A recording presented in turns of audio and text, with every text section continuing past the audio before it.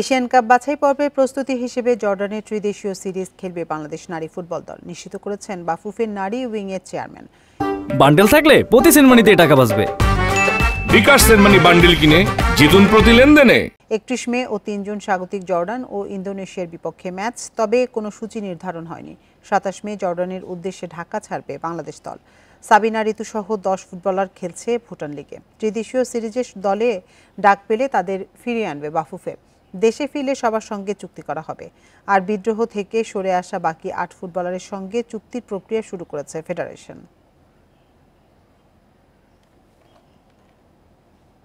Jordan আমাদেরকে দিবে 29 মে থেকে।